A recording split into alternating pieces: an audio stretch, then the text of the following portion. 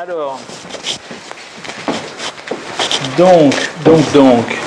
Alors, donc on va, ce soir-là, on va parler un peu du lapsus et forcément donc de la vision un peu de Saussure au niveau du signifiant-signifié. Et puis on va voir là où ça nous conduit. Alors,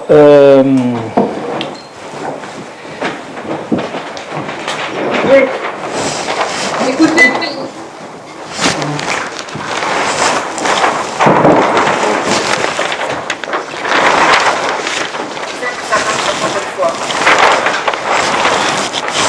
Hop.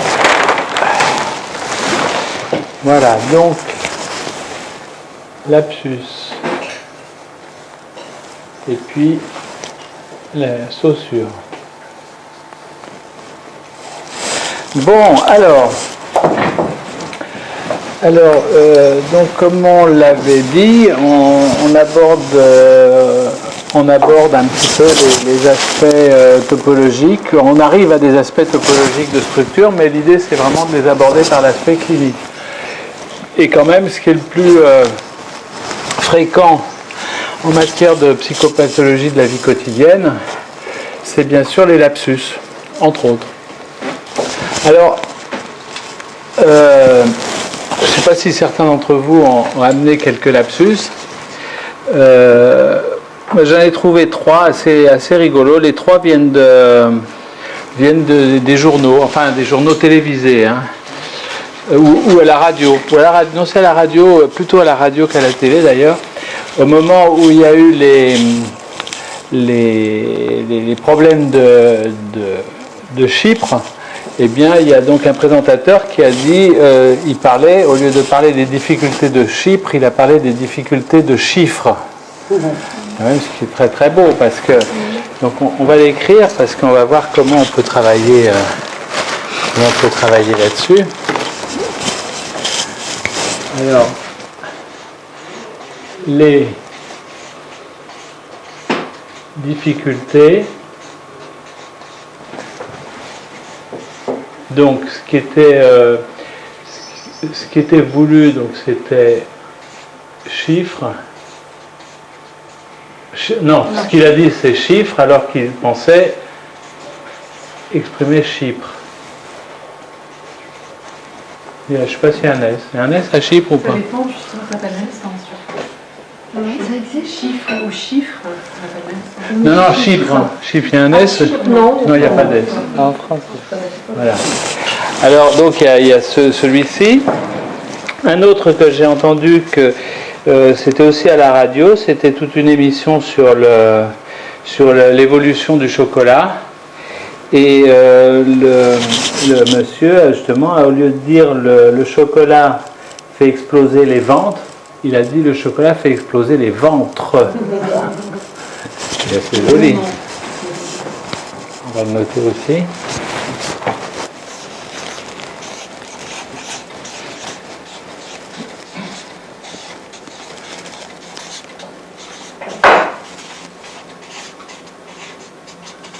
Donc il a dit, donc fait exploser les ventres au lieu de vente.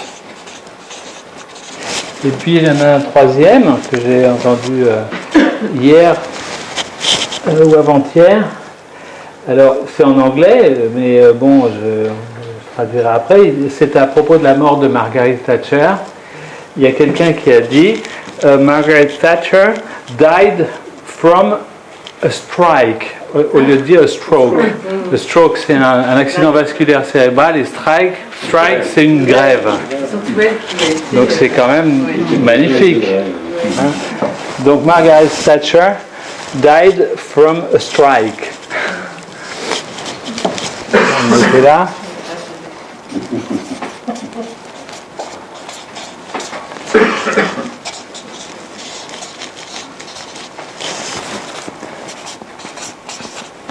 Donc il a dit a strike à la place de stroke. Alors,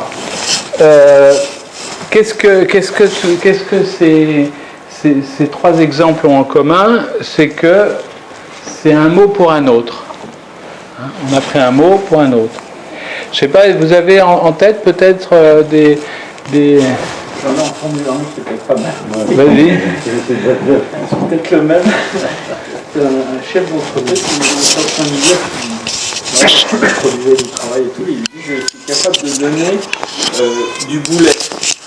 Ah, voilà, c'est formidable. Donner du boulet. Oui, voilà, exactement. Voilà. Le fameux lapsus de Rachida Dati aussi. Ah oui, qui était très... Oui, oui. L'inflation au lieu de l'inflation. Inflation fait... Ouais. Alors, on va noter parce qu'ils dépendent de méthodes, quoi. Hein. Donc, on avait dit Chypre, chiffre. J'avais dit strike, stroke. Moi, j'ai entendu d'Andrange, Grandange. Ah oui. Ah, oui, alors ça c'est un autre, on va le mettre, on va le marquer là. Grandange Et le nom pour et gandange. le nom pour le oui au moment du vote européen. Ah oui. Alors voilà, donc strike, stroke, on avait dit vente et ventre. Qu'est-ce que tu avais dit Boulet. Ah oui, boulet, boulot. Ah, mais j'en ai un autre aussi. C'est. Oui, oui, attends. Il y avait oui au lieu de non pour le référendum. Quand même, c'est très. Que tu peux redire la phrase, non? En fait, c'était au moment du vote pour le dernier. La Constitution La européenne. la Constitution européenne. Voilà, la dernière Constitution européenne. Et Adler, Philippe Adler, je crois. Alexandre. Alexandre, oui. Et Alexandre Adler a fait tout un argumentaire défendant le oui, et à la fin il a dit en conclusion il faut voter non. Voilà. En direct, voilà. Ça, c'est magnifique. C'est très joli. Oui. Alors, on peut le mettre parce que vous avez peut-être d'autres en tête, non? Oui, Vas-y. Si tu veux pas le marquer. Qui? Lequel? Fellation pour un plat. Ah oui, bah si, quand même. Il est important celui-là. Pour pas les personnages. Chiffre, c'est pas dans l'autre sens. Oui, je les ai pas bien mis. Oui, exact. Excusez-moi. J'ai pas fait attention, mais c'est pas. Ça aussi, c'est presque un lapsus, effectivement, de le mettre dans un sens ou dans l'autre par erreur. Moi, aussi, j'en ai un, c'est dans une institution où une psychologue se plaint d'avoir à travailler avec, au lieu de dire les paramédicaux, elle a dit les paramilitaires.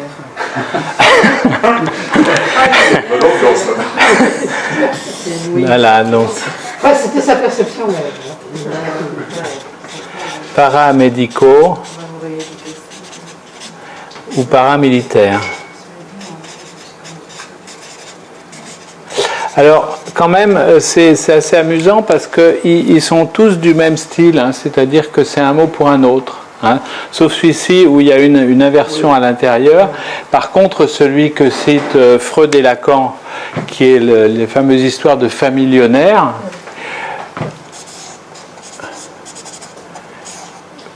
familionnaire, vous voyez tout de suite que c'est pas du même style, hein, c'est-à-dire familial, millionnaire, et ça fait familionnaire. Hein. Donc là, vous voyez que c'est une autre structure syntaxique qui est mise en jeu là-dedans par rapport à cela. C'est le mot d'esprit. Ah, ça devient un mot d'esprit, mais il ne l'a pas fait exprès. Cela aussi, hein, ça peut être des mots d'esprit. Hein.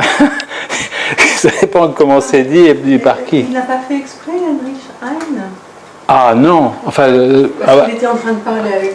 Ah oui, non, Ah non. De ce que je me rappelle de Freud et de Lacan, c'était présenté comme un lapsus. Je pensais que c'était présenté justement comme un mot d'esprit. Il disait qu'il était avec... Qu'il l'avait fait exprès? Millionnaire.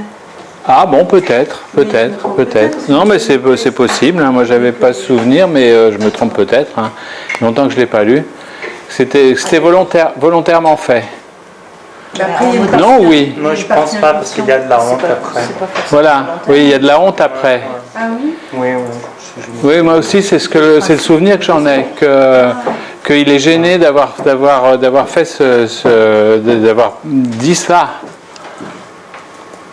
Bon, mais enfin, en tout cas, ça indique bien comment il peut y avoir une interconnexion entre mots d'esprit et lapsus, notamment dans la mesure où ceux-là, bien souvent, ils ont de quoi nous faire rire. Hein. Fellation, inflation, ça fait les gorges chaudes, si on peut dire.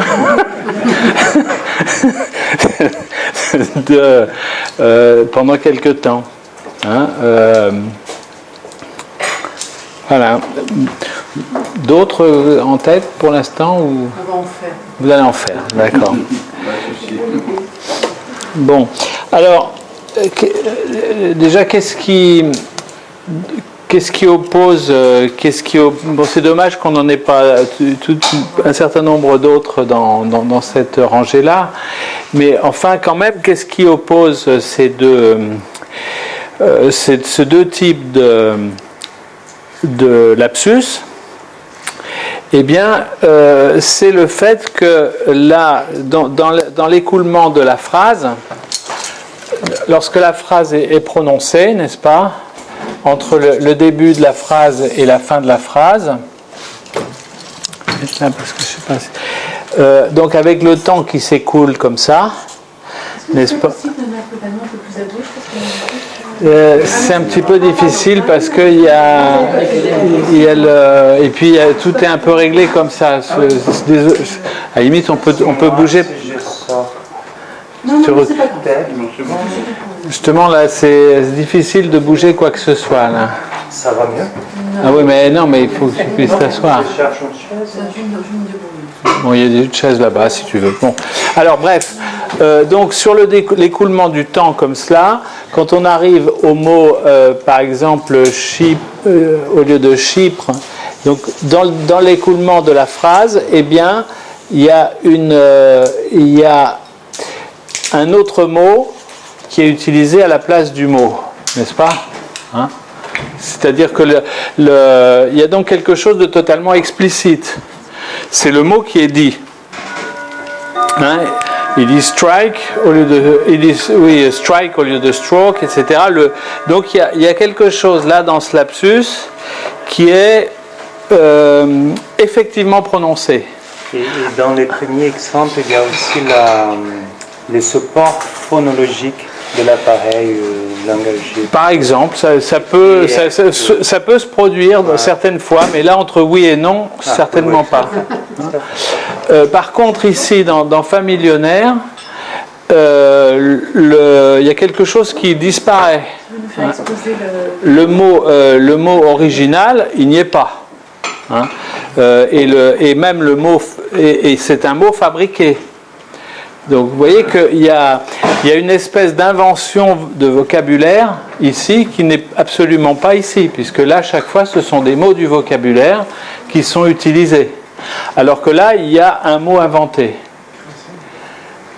Donc on a quelque chose de patent et quelque chose qui est une construction, une nouvelle construction langagière. Alors que là, il n'y a pas de construction, si ce n'est d'avoir pris un mot pour un autre. Donc là, qu'est-ce qui s'est passé? Eh bien, on est dans un mécanisme un peu de verrue, on va dire, c'est-à-dire dans l'écoulement de la phrase, eh bien, il y a une partie de la phrase qui n'est pas prononcée et il y a une partie qui est raboutée, hein, familiale, millionnaire, miliale, et, enfin bref, on peut décomposer, qui fait qu'il y a une espèce de condensation. Hein, il y a quelque chose qui s'est... et on a rabouté le début, le début d'un mot à la fin de l'autre mot. C'est pas une espèce de condensation, c'est une condensation. Oui, mais on va petit à petit effectivement employer le terme lacanien et freudien, mais je dis c'est une forme de condensation, ça se condense. Alors qu'effectivement, c'est comme ça que ça s'appelle aussi, ça s'appelle une condensation. J'en ai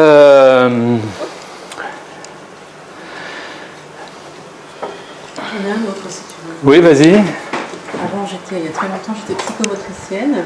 Il y a une enfant qui ne voulait pas venir en cyclomotricité parce que ça allait très bien faire du vélo. Voilà. Alors, ouais, alors celui-ci, c'est... Voilà. Non. Ah oui, ça m'étonnait, oui. Non, c'est intéressant parce que là, on est dans le processus, donc, cyclomotricité, c'est ça, en gros. Cyclomotricité. Alors, parce que bien évidemment, en psychomotricité, on peut être amené à faire du vélo. On peut. Bon. Enfin, je veux dire, il y a quelque chose qui est, il y a quelque chose qui peut se concevoir, quoi, hein, quelque chose qui est dans la motricité. Donc là, on voit bien qu'il y a, il y a quelque chose qui s'est condensé là. Peut-être le cycle du cycle. Pardon ? Peut-être pour elle quelque chose qui tournait en rond. Voilà. Et tout de suite, dès que tu te mets à raisonner sur ce lapsus, tu poses la question de sa motivation et de son désir. Hein ? Et c'est là où est justement l'intérêt de ce que nous on va percevoir comme mot d'esprit, c'est que on n'est pas dupe, que c'est pas une invention par un robot, ce sont des inventions par des humains, et ce qui nous touche là, c'est la dimension désirante. Hein, et c'est bien pour ça que pendant des semaines on a parlé de fellation-inflation, hein, parce qu'on savait bien qu'il y avait quelque chose de l'ordre du désir. Hein. De la même façon que le oui-non, probablement qu'il y avait quand même au minimum une ambivalence au niveau du désir.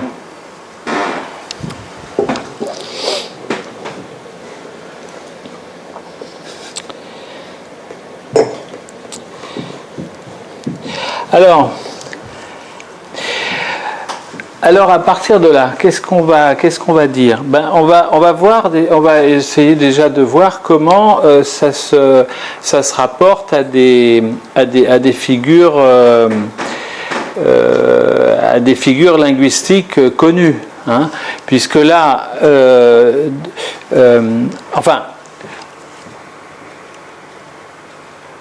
on va utiliser des termes que reprend Lacan, mais qui ne sont pas utilisés de la même façon par les linguistes. Hein.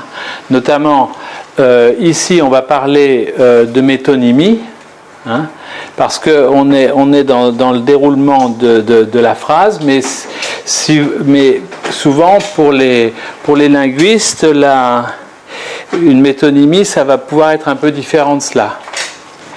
Là, on est dans une structure de métaphore, mais de métaphore involontaire. C'est ça qui est aussi très amusant. C'est que quand on fait une métaphore, c'est parce qu'on a une intention poétique, par exemple, ou méprisante, ou en général, justement, la particularité de la métaphore, c'est que il n'y a rien de caché pour l'énonciateur. L'énonciateur de la métaphore choisit dans le stock linguistique un mot plutôt qu'un autre, mais il reste conscient du mot qu'il aurait pu choisir. L'exemple qui a été repris des tas de fois, j'entends les enfants qui pépient dans la cour. Bon, si j'ai la volonté de dire ça, c'est que je les entends crier. Je sais qu'ils crient ou qu'ils chantent ou qu'ils jouent. C'est pas à mon insu. Et pour transmettre quelque chose du plaisir que j'ai eu à entendre ces jeunes enfants qui étaient en train de s'ébrouer et de s'égayer dans la cour, je vais employer le terme pépier, qui s'adresse normalement à des oiseaux, au lieu d'employer le terme crier ou jouer. Hein, mais il y a une démarche volontaire qui justement est complètement absente dans la dimension du lapsus métaphorique. On peut appeler, disons que on va appeler ça lapsus métaphorique et ça lapsus métonymique. hein, pour nous ramener à des... Alors, voilà. Alors, j'essaye de retarder autant que possible le moment où on va parler de topologie.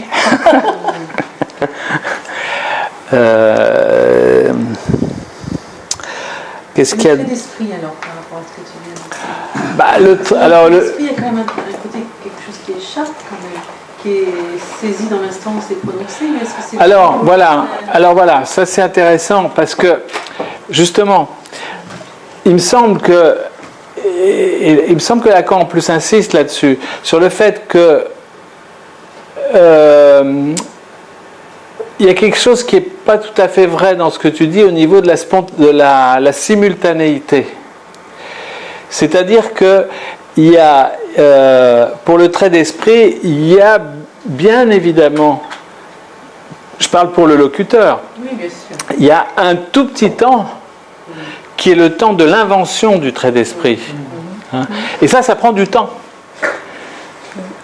Mais parfois, ça surgit assez rapidement. Enfin, Ah voilà, non mais assez rapidement, bien sûr, surtout quand on côtoie des gens, on dit tiens, cette personne a vraiment énormément d'esprit. Hein. C'est aussi ça qui se dit, c'est justement la capacité devant une scène d'avoir le temps, grâce à une certaine vivacité d'esprit, de dire autre chose que ce qui est vu directement. Mais ça prend du temps. C'est ça qui est tout à fait à relever, même si c'est un temps minime, ça prend du temps. Et on va voir que justement c'est de ça dont on va parler pour ce qui est de l'ensemble des lapsus.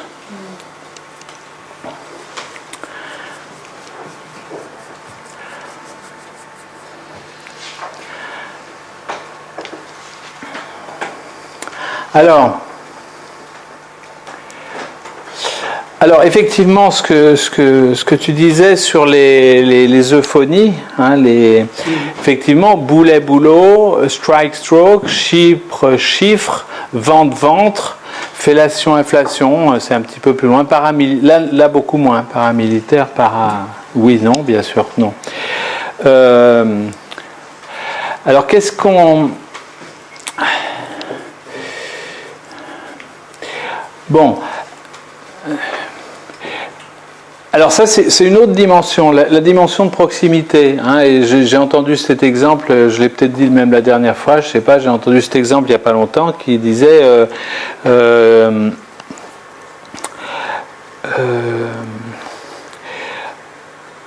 la souris qui est sur mon bureau est en panne. Et si je dis la souris qui est sur mon bureau mange du fromage. Donc, c'est assez juste de noter qu'il y a un temps plus long dans un cas que dans l'autre. Hein, surtout si on a dit auparavant, la souris qui est sur mon bureau est en panne. Donc, automatiquement, on a attrapé quelque chose dans le stock, quoi, qui est la souris en tant que machin informatique.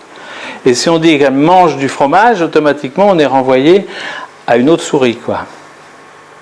Et le souris qui est sur mon bureau. Le souris, c'est quoi le souris? Je veux bien un peu de... Tu parles de Pierre Souris? Oui, voilà, par exemple. Quelqu'un encore? Ce que j'ai dit moi ou ce que... Non, ça j'ai compris, mais... Ah, est-ce que tu as eu l'impression que tu avais accès au sens aussi rapidement dans la première phrase et la deuxième phrase? Tu as dit que la première te paraissait, la souris informatique te paraissait plus rapide d'accès, mais moi c'était... Non, mais on dit d'abord, si je dis d'abord, la souris qui est sur mon bureau est en panne. Bon. On attrape un certain, dans notre stock, on attrape un certain sens, une certaine signification du mot souris. Si ensuite, derrière, je dis... Oui, c'est l'un après l'autre. C'est l'un après l'autre. Vous demandez si l'ordinateur ne mange pas un peu de fromage. Oui, c'est vrai. Voilà. Et lequel? La phrase. Moi, j'ai un autre exemple. Oui, vas-y.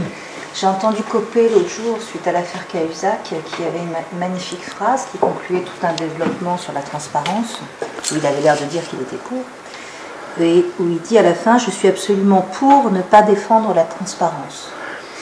Donc il y a plusieurs niveaux là, enfin, là c'est parce qu'il y a pour ne pas défendre, il y a l'équivoque de défendre aussi.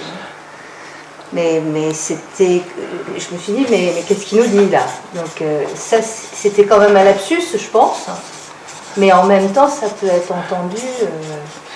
Je suis absolument pour ne pas défendre la transparence. Voilà. Alors, effectivement, quel choix il fait au niveau de la négation?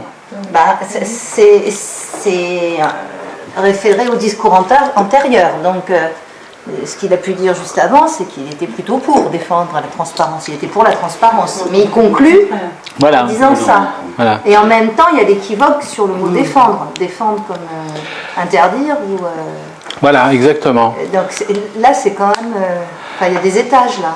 Alors, il y en a une qui est très jolie aussi, un peu du même ordre, mais là, c'est un mot d'esprit de Shakespeare dans Henri VIII. Et il dit, je crois que ça se dit, ça tombe aussi bien en français qu'en anglais d'ailleurs.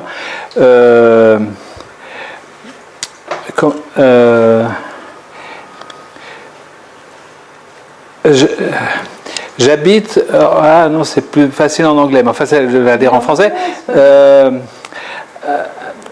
Well, you know, I live against the church.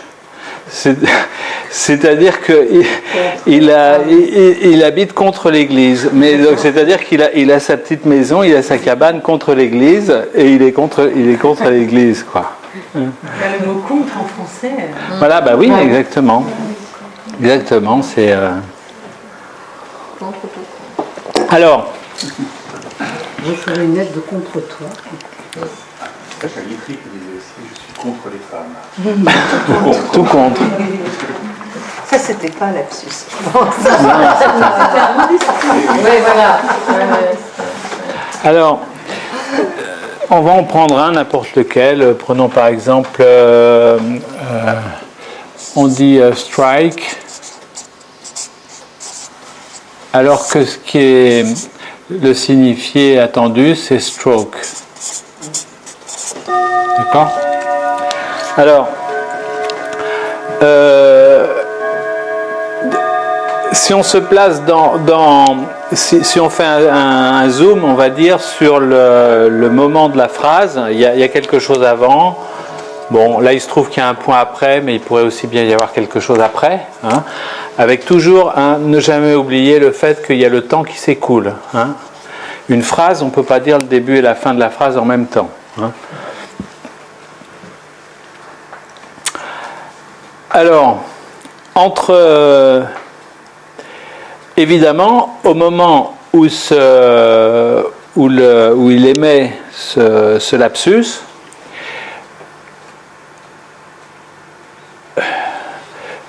le mot stroke. Ah, dans quel sens faut le prendre? Oui, c'est vrai. Non, c'est stroke qui descend. Il est dans l'exo du stroke. Voilà, oui, mais il avait, oui, voilà. Donc c'était le signifié visé. Mais oui, mais alors oui, mais justement, on est presque obligé de l'écrire à l'envers. Pourquoi? Parce que oui, non, ok, on va le laisser comme ça, c'est pas grave. Et supposons que une fraction de seconde après, il réalise son erreur et il s'excuse et il fait passer stroke dans l'énonciation. C'est ce qu'on fait en général quand on fait un lapsus. On se reprend et on dit le mot qu'on était censé, qu'on avait l'intention de dire. Donc là, ça c'est un temps, on va dire t plus 1, hein, où Oui, c'est le mot stroke qui vient en première ligne, qui est dit. Alors, toute la question qui se pose, c'est quel est le processus qui est mis en œuvre là? Parce que le fait de dire strike, oui, on est un peu embêté avec Skype justement. Le fait de dire strike était complètement inconscient au moment de l'énonciation. C'est pour ça que j'étais un peu embêté qu'il se retrouve en haut, parce qu'en fait, il est totalement inconscient en fait, alors qu'il est dit néanmoins. Il est dit en toute inconscience, à l'insu de son plein gré, comme on a dit. Or, il y a ce passage. Il y a le passage entre, on va dire, presque la bouche et l'oreille. Hein, il le dit, et puis l'instant d'après, il s'aperçoit que c'est pas le mot qu'il voulait dire. Alors, quel est le processus? Et c'est là où on va peut-être avoir besoin de la topologie. Donc, on a en fait un signifiant S1 et un autre signifiant S2, et puis l'instant d'après, c'est comme si S2 était passé au-dessus. Si ici on a l'énonciation, temporelle de la phrase. Hein? Alors, la question est la suivante. Comment est-ce qu'un signifiant qui est totalement inconscient, comment devient-il conscient?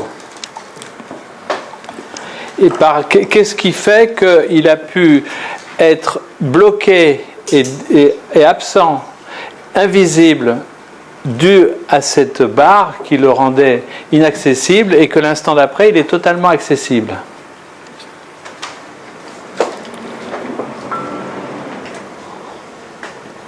Alors, ce n'est pas une barre de fraction. Vous savez qu'on a critiqué souvent Lacan parce qu'il faisait un usage des mathématiques qui était non mathématique. Bien sûr, c'est un usage qui lui est personnel. Hein. Ce sont des symboles, les mathématiques, on a le droit de donner des définitions qu'on veut à chaque symbole, suivant l'usage qu'on veut en faire. Hein. Alors, si on était en mathématiques, on dirait que c'est une fonction, cette barre, c'est la fonction division, fonction fraction. Eh bien là, on va peut-être dire que cette fonction, ça va être cette barre, on va l'appeler fonction möbienne.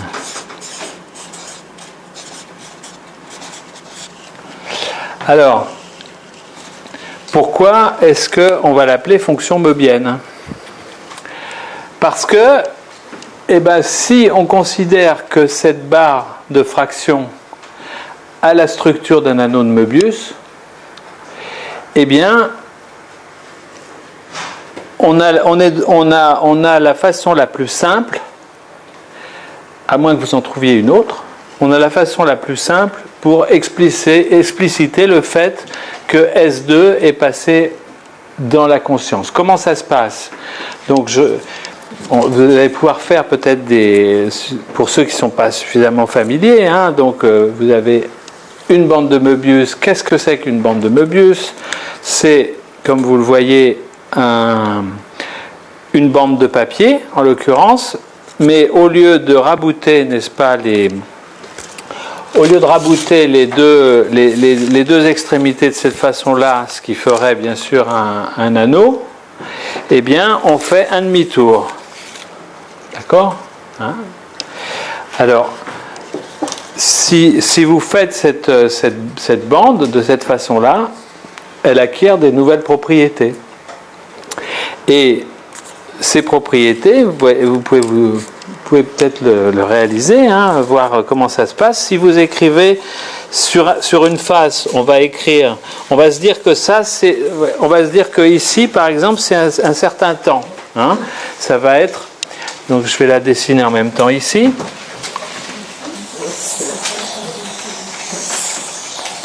Hein.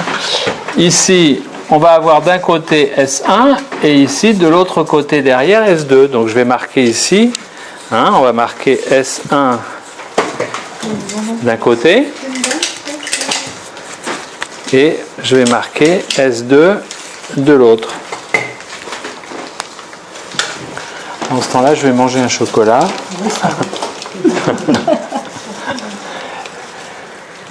Merci. Attention à ton ventre. Quoi? Fais attention à ton ventre. Oui.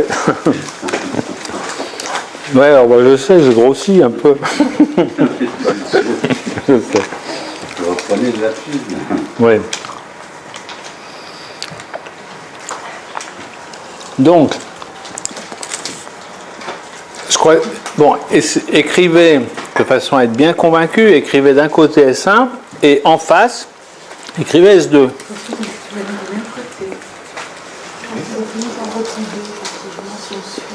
Hein? Non, il faut le mettre une fois que c'est collé. Oui, il faut la. Vous pouvez la coller ou.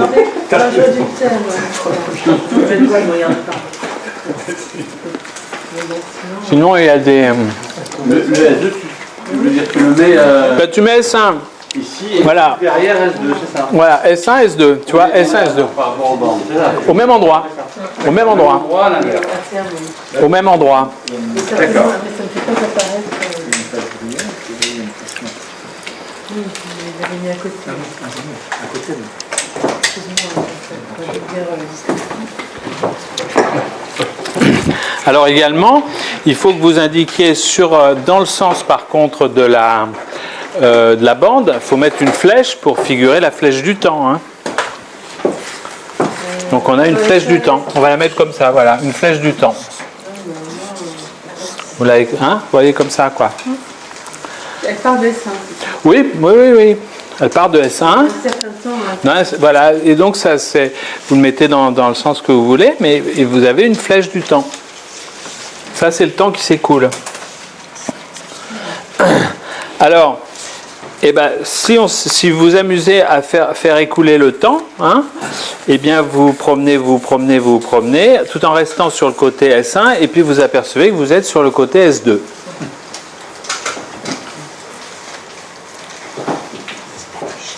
Hein? C'est de la triche.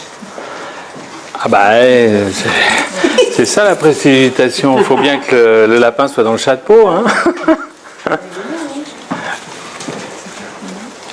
Est-ce que c'est clair pour tout le monde? Est-ce qu'il y en a qui ont... Ça marche? Oui, oui. Ça marche pour tout le monde. Ça marche? Bon. Donc, alors, vous voyez que si on fait l'hypothèse que la fonction saussurienne du signifiant sur le signifié, alors bon, on l'appelle saussurienne alors que c'est pas tout à fait la même chose, hein, mais enfin, disons lacanienne.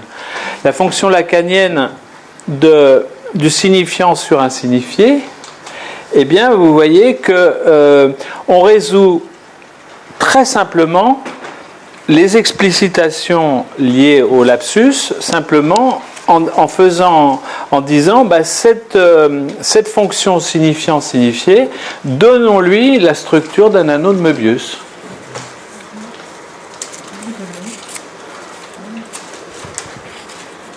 Il y a, pour certaines occasions, j'ai remarqué que le locuteur n'entend pas.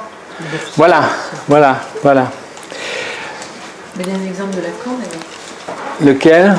Dans justement les formations de l'inconscient, à un moment donné, il y a un analysant qui dit, en pensant que cette expression existe, il dit une femme de non-recevoir, parce qu'il parle d'une femme à qui il s'est adressé, qui n'a pas reçu son offre désirante, et il confond avec une femme de non-recevoir. Ah oui. Il dit une femme de non-recevoir, mais sans même entendre que c'était... Ah oui. Oui, il y en a un autre qui fait, effectivement, il le fait tout le temps, parce qu'il est médecin. Alors, il faut que je le retrouve, parce que c'est un mot qui n'existe pas en français. Oh là là, il faut absolument que je retrouve. parce qu'il apparaît très souvent dans les écrits. Ah, zut alors. Ça c'est un oubli. C'est un oubli, oui. Mais c'est pas un oubli de nom propre, c'est donc pas la même structure. Alors attends.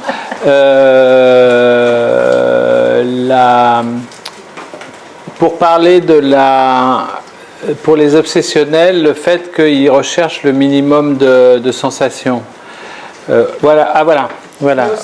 Voilà. Alors lui il dit, alors regardez, voilà, on revient, c'est très joli ça, parce que il parle, Lacan ne parle jamais d'homéostasie, il parle d'homéostase. Homéostase.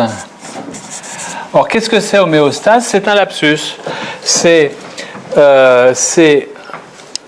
hémostase et homéostasie. Bon, quand on est médecin, on fait toujours des hémostases, c'est-à-dire arrêter un saignement, hein, c'est ça que ça veut dire. Et homéostasie. Et dans tous les textes de Lacan, il marque homéostase, qui n'existe pas. Donc ça vient sur l'autre type de lapsus, hein, parce qu'il y a...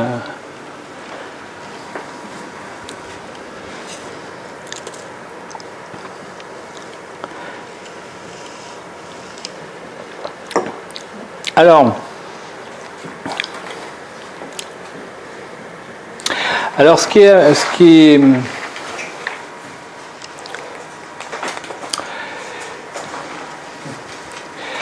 bon, donc,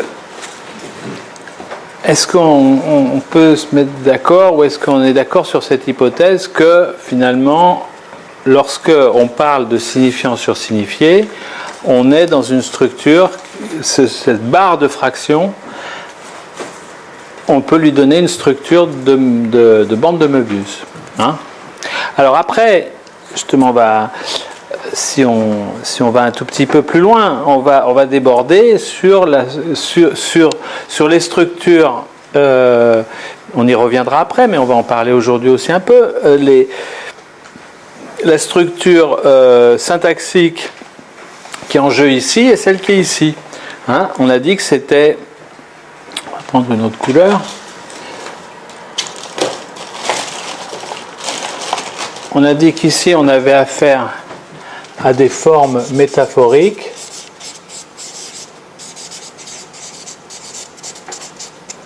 Et ici des formes métonymiques.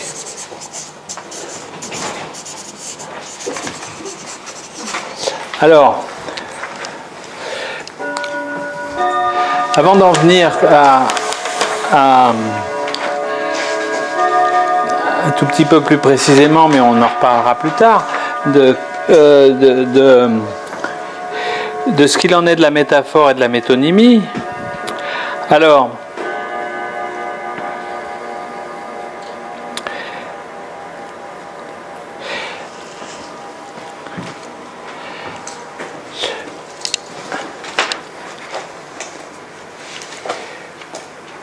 si ici le S2 dans le lapsus il est marqué, disons, par son absence, hein, je voulais dire stroke et je dis strike, donc il est marqué par son absence dans l'énonciation. Par contre, précisément dans la métaphore, ce qui est intéressant, c'est comme si, lorsque je fais une métaphore, c'est comme si entre le S1 et le S2, eh bien, au lieu d'avoir comme ça une barre, il y avait une addition. C'est-à-dire que c'est par l'addition que je fais moi en tant que locuteur entre S1 plus S2 que je produis l'effet métaphorique. C'est-à-dire que, du coup, je vais dire un S2 à la place du S1, mais tout en étant conscient que j'aurais pu dire S1. Donc il n'y a pas cette soustraction qui est... Hein? Voilà, dans la métaphore. J'en ai marre de parler toujours des enfants qui chantent qui pépient. Est-ce qu'on pourrait en dire une autre? La peste de Freud. Pardon? Freud qui apporte la peste aux États-Unis. Voilà, voilà, très bien. Enfin, très mal. Voilà, Freud qui dit en arrivant aux États-Unis, je leur apporte la peste. Et ils ne le savent pas. Et ils ne le savent pas. Et quand même, il ne faut pas oublier leur ajout qu'a fait Lacan à ce truc-là, à cette phrase. Hein, il a dit, c'est d'ailleurs pour ça que les Américains l'ont foutu à la porte. Alors, voilà, ne se rendent pas compte que je leur amène la peste. Bon, alors là, c'est typiquement de la dimension métaphorique, avec une conscience de la part du locuteur. C'est pas un lapsus de dire ça.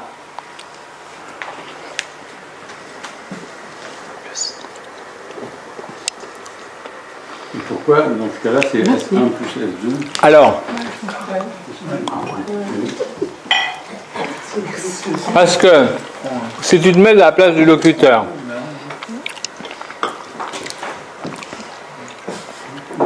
je leur amène quelque chose qu'ils vont absolument détester et qui va les désorganiser au point que c'est un petit peu comme si je leur amenais la peste.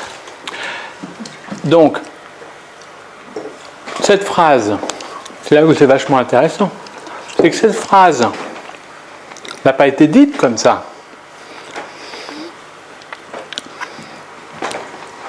Ils ne se rendent pas compte, je leur amène la peste. Donc tu vois que dans l'énonciation, on est dans un processus métonymique. C'est-à-dire que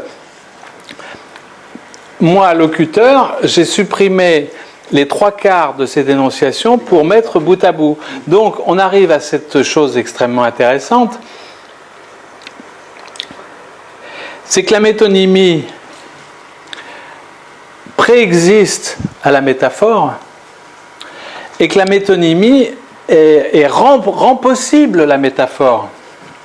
Parce que c'est parce que j'aurais été capable, face à quelqu'un de totalement non comprenant, de dire, mais enfin, si je dis ça, je sais bien que c'est pas vraiment la peste que j'amène, mais qu'ils vont tellement mal supporter que ça va les désorganiser. Toute cette phrase-là, eh bien, c'est cette phrase-là qui est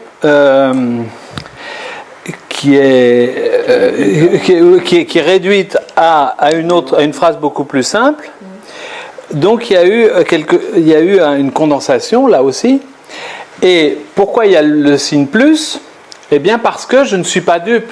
Je sais que quand je dis ça, je suis en train c'est pas la même chose que familionnaire, si tant est que familionnaire ou homéostasie ou homéostase, c'est que je suis dupe du fait que je fais une métonymie. Alors que là, je n'en suis pas dupe et je crée une métaphore grâce à la métonymie. Je ne sais pas si c'est clair. Oui. Alors, pourquoi donc le signe plus? Parce que pour le locuteur, il n'est pas dupe du fait que quand il dit S2, il y a du S1. Donc il y a les deux qui sont présents, même s'il n'y en a qu'un seul qui est dit. Mais je suppose que je m'adresse à quelqu'un qui est désirant, donc qui va pouvoir reconstruire le S1 facilement à partir du S2 que j'annonce.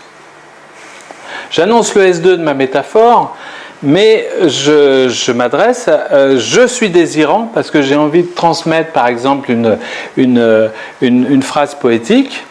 Donc j'ai du désir de transmettre quelque chose, une belle métaphore poétique, mais je fais l'hypothèse que mon interlocuteur a envie d'entendre une belle métaphore poétique, qu'il est également désirant, qui a du grand autre commun entre lui et moi. Et donc, qu'il va être capable même si le S1 il n'est pas dit, il va le reconstruire très facilement. Il dit Lacan qu'il faut être de la même chapelle. Voilà, c'est une façon. Voilà, là aussi c'est une façon très métaphorique de le dire. Mais c'est vrai. Alors, je me suis quand même interrogée sur ce terme-là parce que est-ce que ça voudrait dire, parce que là tu relis ça au fait d'être aussi désirant. Oui.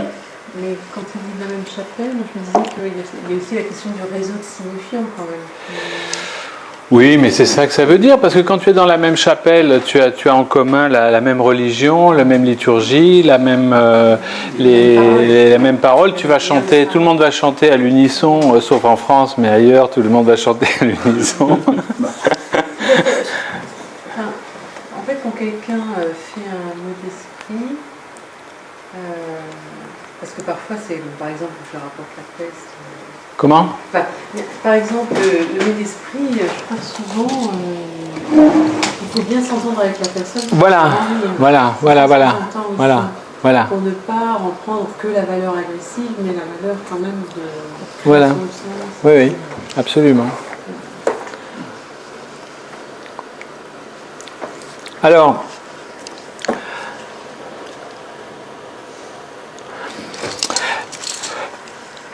Il me semble que ce que je viens de dire est presque suffisant pour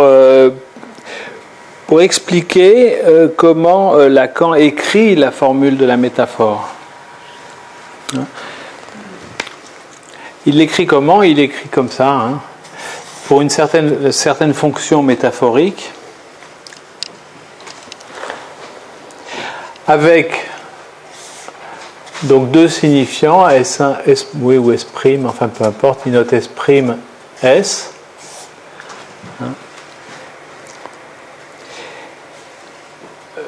Une fonction qui va être appliquée sur un certain signifiant S, eh bien, on arrive à l'écriture S plus S'. Ou S. Compte S plus S. Je ne sais pas comment il le note, hein, peu importe. Si, peut-être que c'est petit s parce que c'est qu'on rejoint ici une certaine signification. Le premier S en haut, c'est quoi ? C'est S quoi ? S'. S' sur S. Pardon. Sur S, d'accord. C'est le même S sous la barre et à l'extérieur. C'est comme ça qu'il l'écrit parce que c'est une façon je crois, hein, c'est une façon d'exprimer que c'est une fonction qui a comme particularité d'utiliser S' et S qui s'applique sur S. Et le signe après, c'est... Ouais, à peu pas équivalent, mais enfin, peut se réécrire. Je pense que ça peut être une façon c'est un symbole de réécriture qui pourrait s'écrire aussi comme ça. Souvent, on l'écrit comme ça. Et le dernier S, tu dis, c'est un petit S. Un petit S, oui, tel qu'il l'écrit. Parce que, justement, il y a... Ce qui est visé, c'est une certaine signification. Il est où le petit S là ? Il y a production de signification. Voilà, c'est ça. Il y a une production de signification.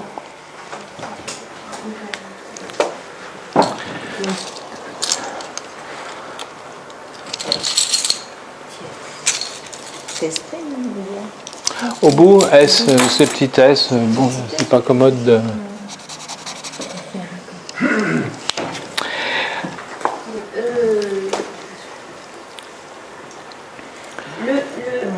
La fonction, le S' qui est en haut là, Oui.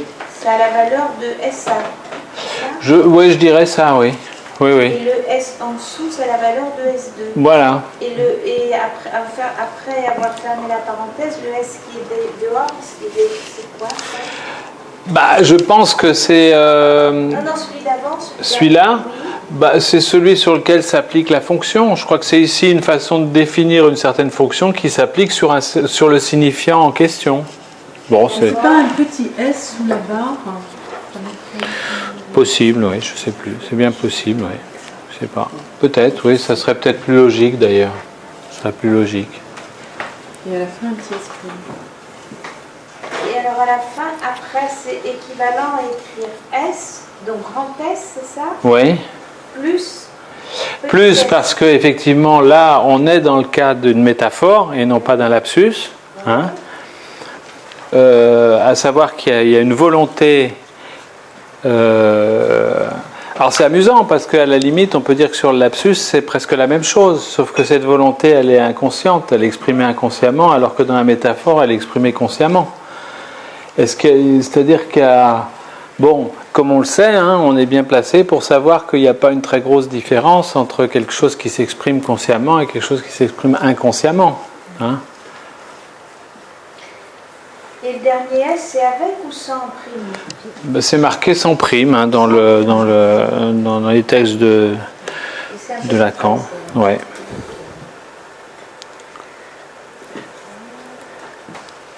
Je veux bien... tu peux mettre un coup de flotte, s'il te plaît? De l'eau. Voilà. Alors...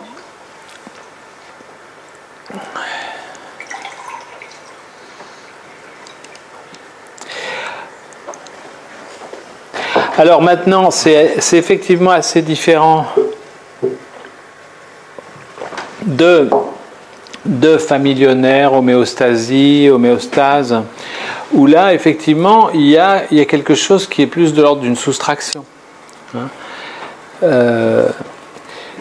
C'est-à-dire que, et là on retrouve assez facilement, assez rapidement l'écriture de Lacan, de la métonymie. Hein. La fonction métonymique qui va s'exprimer sur une succession de signifiants, fonction de S, eh bien, peut se réécrire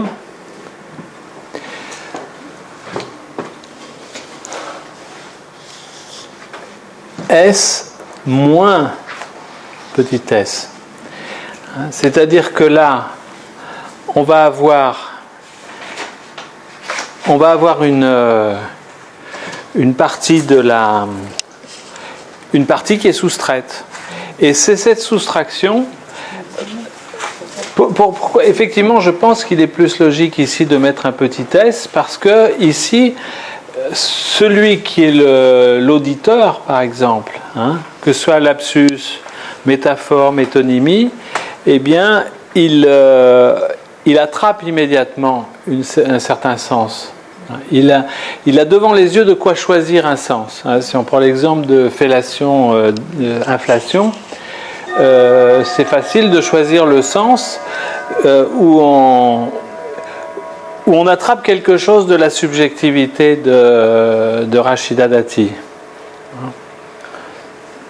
Ou dans l'exemple pour le vote, là où on dit non au lieu de dire oui, ou Copé, on attrape quelque chose du mensonge inhérent à beaucoup de discours politiques.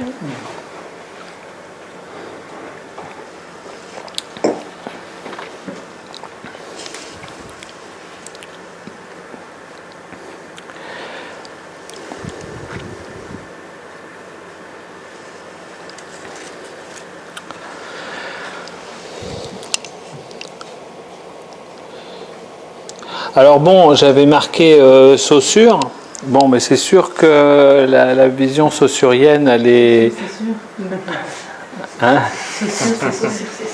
Voilà, Saussure, c'est pas très sûr là, parce que oui, on est passé en fait de...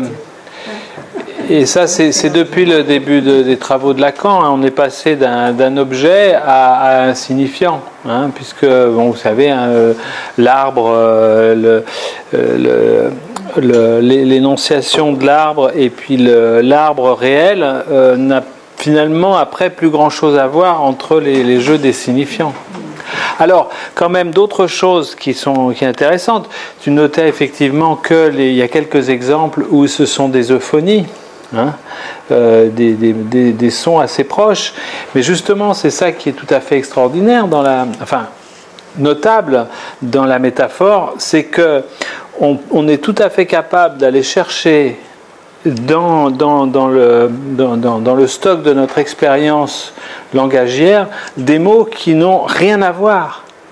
Hein, si on parle de la peste et d'un voyage destiné à parler de la psychanalyse, ce sont deux mots qui n'ont rien à voir l'un avec l'autre. Rien à voir. Ils sont simplement dans le stock lexical et ils sont utilisés pour transmettre un certain désir, mais j'ai envie de dire c'est tout. Ils ont peut-être plus à voir avec la réalité physique du corps à ce moment-là. Parce qu'il est dit sur le bateau. Et alors ? Tout à l'heure en t'écoutant, je me disais, mais comment lui est venue cette métaphore ? Que la peste. Ah oui, exact. Très juste. Très juste. Très juste. Comment la peste est arrivée. Exact. Ah ben toujours, bien sûr. Oui, mais justement, c'est ça qui est très amusant, c'est que quand voilà une métaphore, on peut si je vous donne une métaphore que vous ne comprenez pas parce que ça ne fait évoquer quelque chose qui est à moi. Eh bien, vous allez dire, oui, mais qu'est-ce que tu veux dire par là ? Eh bien, je vais être obligé de faire une phrase pour dérouler ce qui était métonymique, en fait, dans la métaphore. Et ce que je disais, je crois, la dernière fois, et Lacan l'a bien noté intelligemment, c'est que les tout petits enfants il y a une différence de temps très notable, de peut-être plusieurs années, entre le moment où un tout petit enfant comprend la métonymie et comprend la métaphore. Hein. Vous amenez un petit gamin très petit au cirque, les clowns, il va éclater en sanglots. Parce qu'il est incapable de percevoir la dimension métaphorique du coup de marteau sur la tête, qui est un marteau en caoutchouc. Hein. Cette dimension métaphorique, il est incapable de l'attraper et il va pleurer. Hein. On le sait bien qu'il ne faut pas emmener... Et presque on peut être perçu comme étant relativement sadique d'amener un tout petit enfant, tu sais, je vais t'emmener voir les clowns. Voilà. Donc là, on est tout de suite complètement plongé dans le monde de la métaphore. Et ça ne s'acquiert que nettement plus tard.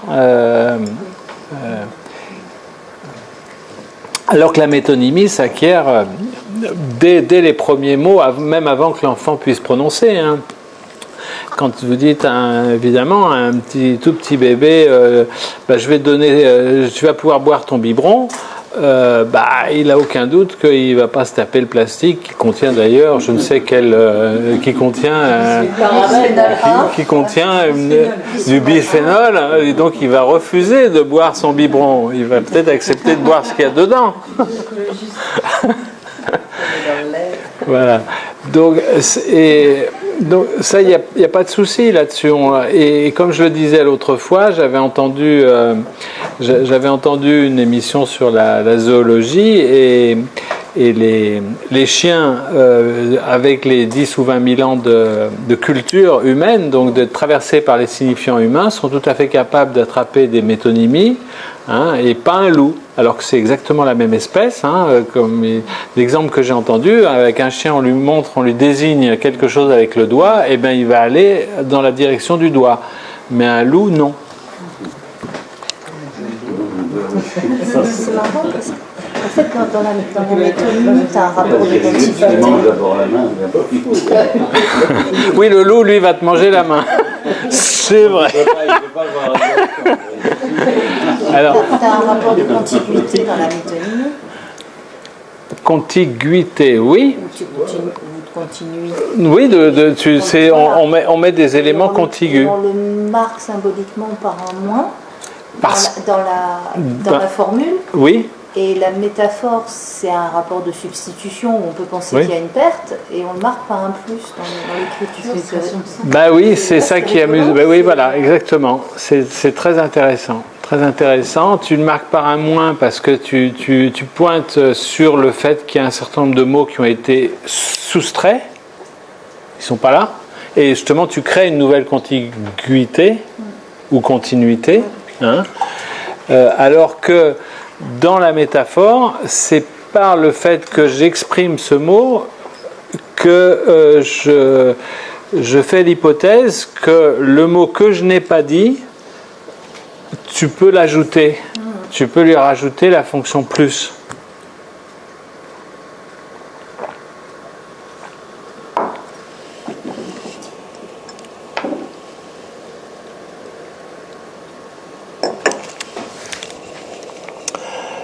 Voilà, voilà.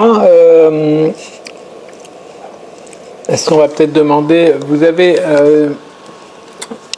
les quelques qui sont sur Skype, est-ce que vous avez des choses à demander ou à dire?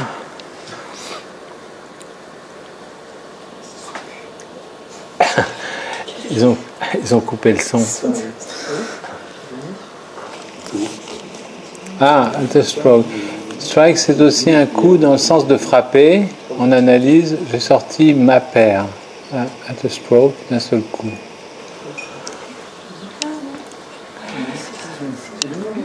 Quoi? Non, on parlait du décalage. Ah oui, ben non, mais il y a Bruno qui est à Londres. Il y a côte est et côte ouest. Donc côte ouest, ça fait pas mal de... Ouais. Mais j'ai l'impression qu'elle n'a pas réussi à se connecter. Bon, je sais pas, qu'est-ce qu'on peut encore dire là? Moi, j'ai un peu fait le tour. Ce que j'avais évoqué tout à l'heure, savoir que dans certaines situations, le locuteur n'entend pas le lapsus. Ah oui. Oui. Voir comment ça peut s'écrire. Ah, alors oui, non, c'est très important parce que pourquoi c'est très important? Parce que là, j'ai présenté un cas extrêmement simple hein, où j'ai tout à l'heure au lieu de strike j'ai dit Skype. Bon, ben je me suis repris tout de suite. Hein, donc ce parcours de cet anneau de Möbius, il a été quasi instantané, jamais instantané, mais il a pris un temps très court. Mais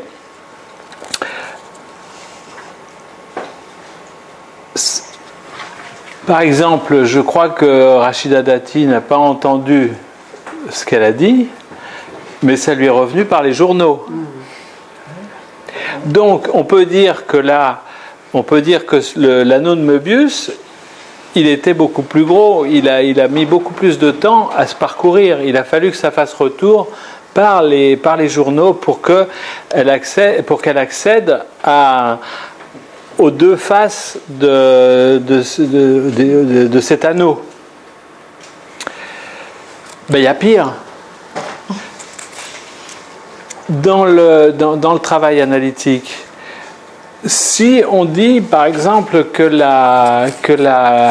le symptôme est une métaphore, hein, c'est-à-dire qu'il y a face à un certain S1, qui est le symptôme, il y a un certain S2 qui est inconscient et méconnu. Eh bien, l'anneau de Möbius, ça peut prendre plusieurs années pour le parcourir. Même plusieurs fois. Et même plusieurs fois, des fois il faut faire... Ah oui, parce que ce qui peut aussi se passer, effectivement, c'est qu'en faisant demi-tour, on arrive sur S2, mais éventuellement, on ne veut pas le regarder, ce S2. Hein? Le feu, écoutez, monsieur l'agent, le feu était ouvert.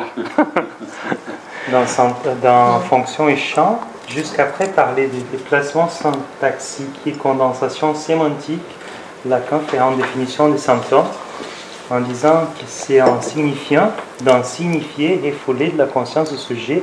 Il participe du langage par l'ambiguïté sémantique de sa constitution. Voilà. Et donc, on est bien dans la structure métaphorique. Hein. C'est-à-dire qu'on a...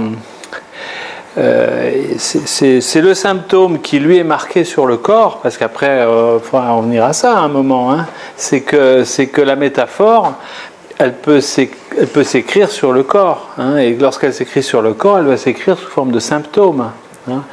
Et le parcours qui éventuellement, dans les meilleurs des cas, va permettre à ce que ce soit sous le nez de l'analysant au point que ça cesse de s'écrire sur le corps, eh bien ça peut prendre effectivement beaucoup de temps et beaucoup de travail. Donc on est dans un cas là à nouveau de ce qu'on appelle dans un autre domaine, ce qu'on appelle la self-similarité. Vous avez peut-être entendu parler de ça. C'est un concept qui est self-similarité. C'est un concept très intéressant qui a été développé par tous les gens qui se sont intéressés à la structure des fractales et du chaos. C'est notamment Mandelbrot, à savoir que si vous regardez si vous avez une photo d'un rocher ou d'une pierre, si vous n'avez aucun moyen de savoir l'échelle, vous ne saurez jamais la taille de ce rocher. Et ça pourrait même être un grain de sable vu avec un microscope. Eh bien, vous pourrez faire l'hypothèse que c'est peut-être un rocher. Pourquoi ? Parce que prenons pas l'exemple du grain de sable, mais prenons effectivement voilà, vous avez des rochers en granit. Eh bien, si vous regardez avec différentes échelles ces rochers, eh bien, vous aurez toujours à peu près la sensation de voir apparaître un peu le même genre de structure. Et ce qui va vous faire dire que c'est un gros rocher ou un tout petit caillou gros comme ça, du même métal, de la même pierre, c'est ça qui compte. Si ce sont des rochers de granit, eh bien, si vous voyez des petits rochers, des petites pierres de granit, des pavés ou des rochers ou des morceaux de collines, eh bien, si vous n'avez pas d'indication de l'échelle, vous ne saurez pas dire de quoi il s'agit. C'est si vous mettez un être humain à côté, ou une échelle, ou une règle, ça vous donne une idée de l'échelle. Mais c'est ce qu'on appelle la self-similarité, c'est-à-dire qu'en changeant d'échelle, eh bien, on retrouve le même type de structure. Eh bien, c'est ça qui est en cause dans le symptôme et dans la structure möbienne du S1 sur S2, à savoir que la structure de cet anneau de Möbius, eh bien, c'est une structure temporelle. Vous avez bien compris que l'anneau de Möbius est une structure temporelle et que le temps qu'il faut pour le parcourir, vous avez fait là des anneaux de Möbius qui sont beaucoup plus longs que celui que j'ai fait là, eh bien on peut penser que ce soit plus long, si ça avance à la même vitesse, ça va être plus long à le parcourir. Eh bien c'est ça qui est en cause dans le travail analytique. C'est le temps de parcours qui peut être, qui va dépendre de quoi ? Qui va dépendre de l'angoisse générée au parcours. Si lorsque j'ai fait un ou deux lapsus et puis on peut même penser que Rachida Dati, elle n'a peut-être pas cru tout de suite quand on lui a dit mais tu sais que ce que tu as dit, non c'est pas vrai, j'ai pas pu dire ça. C'est un qui a jamais voulu reconnaître son lapsus aussi, c'est Bayrou. Je ne sais plus ce qu'il avait dit à un moment. Il a jamais voulu reconnaître. C'était même plus qu'un lapsus. C'était tout un morceau de discours. C'était au petit journal ou je ne sais quoi, et on était obligé de lui repasser le film pour qu'il réalise qu'il avait dit ça. Il n'avait jamais voulu le croire. Donc vous voyez qu'il y a, oui. J'essaie de me rappeler ce que tu as lu là de la grande fonction champ de la parole. Est-ce qu'il parle de condensation ou il parle de métonymie ou il parle de quoi exactement? De métaphore? Parce qu'il me semble que le symptôme, ça peut être aussi du côté de la condensation, de la métonymie. Il parle de quoi là dans le petit bout de texte que tu nous as dit? Les symptômes en signifiant, dans signifier, effoler, de la conscience du sujet. Il participe du langage par l'ambiguïté sémantique de sa constitution. Non, donc il n'arrive pas là, est-ce que le symptôme, c'est du côté de la métaphore ou de la métonymie? Et voilà, on redit la même chose. Bien sûr, puisque toute métaphore, on peut l'expliciter en termes de métonymie. Je pense à des symptômes de conversion hystérique, genre, je sais pas, à la fin de regard cassé. Des conversions religieuses, peut-être. Oui, bon. Je perds la voix. Bon, après, tu vois, je veux dire, ça peut se décliner de façon plus métonymique. Et de toute façon, n'oublions pas que la seule façon de dépasser un symptôme donc métaphorique, c'est par l'énonciation de la métonymie sous-jacente. C'est-à-dire que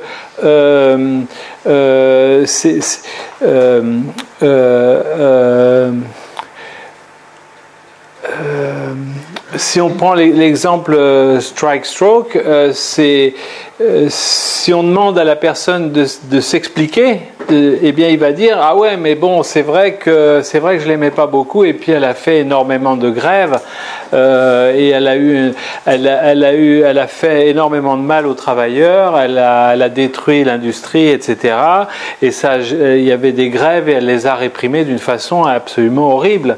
Bon, eh bien c'est cette explicitation qui est métonymique, si on peut dire, enfin qui est diachronique. Voilà. Ouais, j'ai pas employé le terme. Voilà. Ça, c'est évidemment, c'est les deux mots les plus importants. Hein. C'est synchronie et diachronie. Hein. Donc, on est bien d'accord. Enfin, sauf si vous me dites que vous n'êtes pas d'accord, mais on est bien. Donc, la synchronie a à voir avec la métaphore, puisque c'est au moment où quelque chose est dit, qu'on prend un autre mot ou un symptôme. Donc il y a quelque chose de synchronique. Hein? On ne peut pas dire les deux mots en même temps, on en dit un. Par contre, tout ce qui est de l'ordre de la métonymie, c'est dans la diachronie. Hein? C'est-à-dire que ça prend un certain temps pour énoncer les mots en cause qui n'ont pas été dits. Donc, pour revenir à ce que tu disais, c'est sûr que si le symptôme a une structure métaphorique, pour l'expliciter, notamment dans le travail analytique, ça ne peut se faire que dans la diachronie. Puisque ça va être, par exemple, voilà, exemple courant de l'obsessionnel qui est obligé de vérifier qu'il a bien fermé le gaz 10 fois avant de sortir. Bon, symptôme. Il ferme le gaz, et puis il referme, il revérifie, il referme, il vérifie, il referme, et il sort finalement. Bon, ok. On est dans la synchronie. Il n'a pas besoin de vérifier que le gaz est fermé 10 fois. Il le fait. S'il fait un travail analytique, pour dépasser ce symptôme, il va bien être obligé d'être dans la diachronie, de dire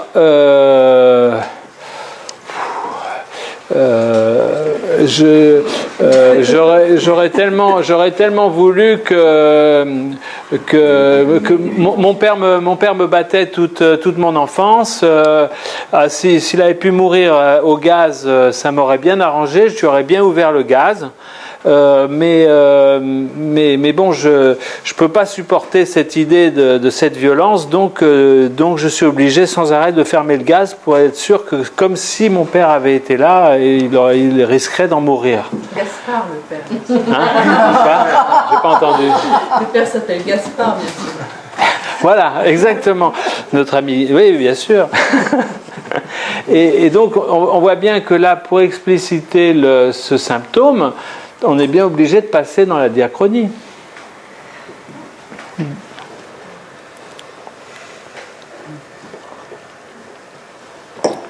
Donc tu as deux dimensions, tu as deux plans. Alors voilà, il y a deux plans. Et comment on passe à trois?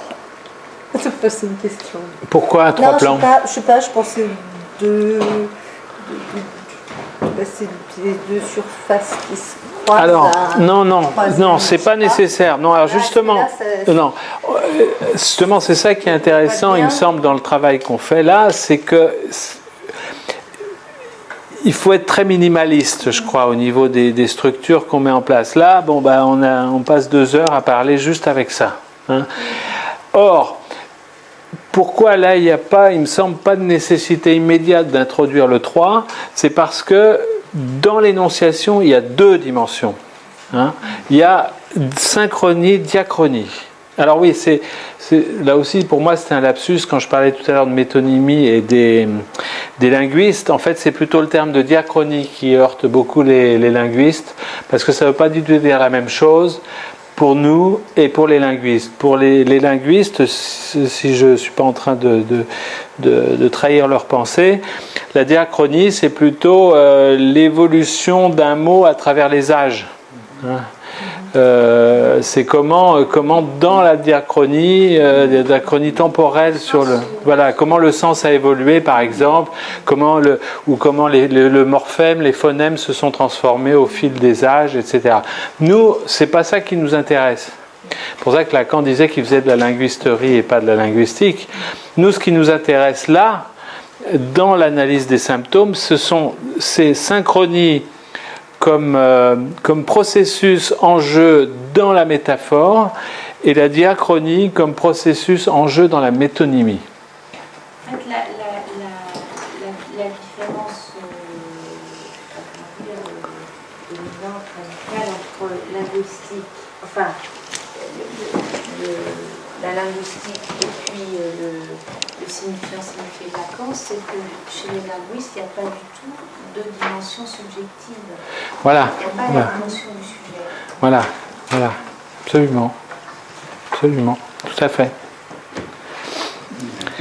Alors, donc là, le 3, il me semble qu'on peut s'en passer pour le moment, quoi. Il me semble qu'on a déjà largement de quoi expliciter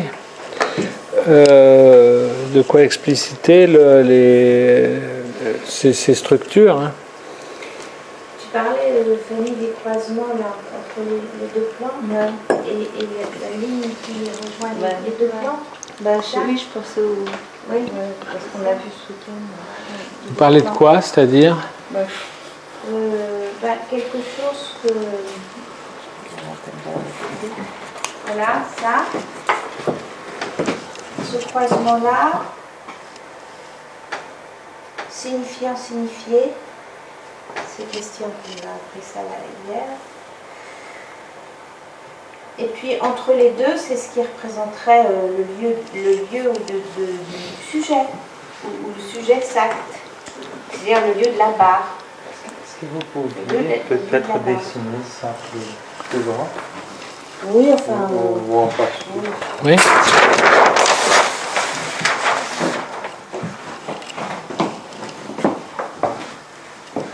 C'est pour ça, oui, c'est ça en fait. Tiens, regarde, fais-le. Donc il y aurait un plan comme ça. Voilà. Et puis un autre plan en dessous. Voilà. Voilà. Et c'est là, la barre introduit le troisième terme, qui est donc... c'est ça le lieu de la barre, c'est là où s'acte le sujet. Et ça serait quoi ces deux, d'abord, ces deux plans? C'est un plan comme ça, un plan comme ça, c'est ça que ça veut dire? En haut, le signifiant.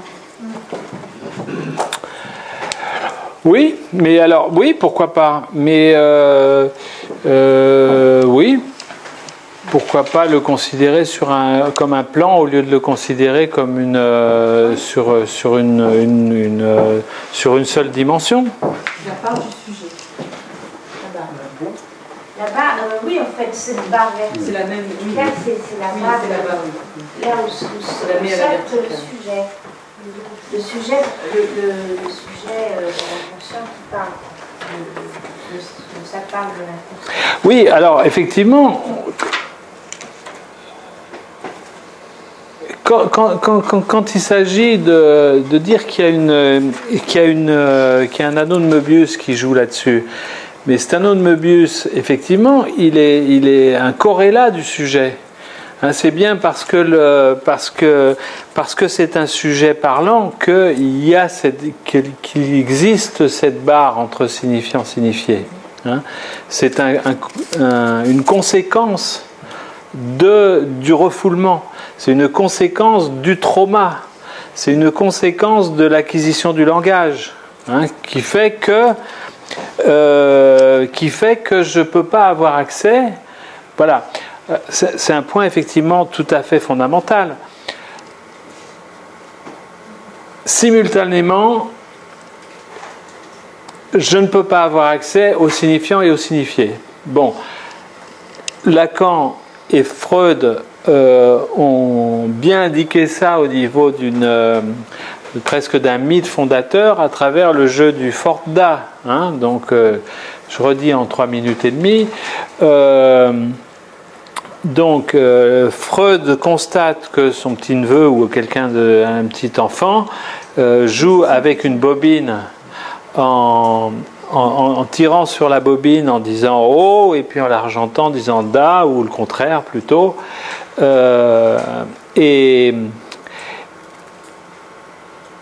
Et Freud et Lacan, ils voient le processus d'acquisition du langage. À savoir qu'il y a plusieurs phases à bien sectionner les unes par rapport aux autres.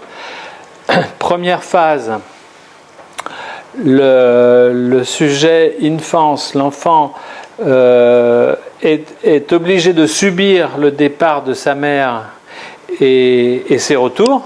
Hein, il est dans une position de passivité, de masochisme nécessaire, on va dire, face à ces départs et à ces retours. Voilà, faisons la chaîne des gains. Hein. Première étape, face au départ ou à l'arrivée de sa mère, il est passif, il est obligé de subir. Ok. Il y a un gain qu'il acquiert avec cette bobine, à savoir qu'en jouant avec la bobine, il peut maîtriser le départ, la bobine qui s'en va et puis la bobine qui revient. Donc il y a un gain énorme. Il gagne en maîtrise de l'objet. Cet objet qui disparaissait ou qui réapparaissait et sur lequel il n'avait aucune action, sauf peut-être de pleurer, eh bien là maintenant il peut le maîtriser. Gain extraordinaire. Étape suivante, il commence à produire des vocables. Da ou enfin a ou o, et que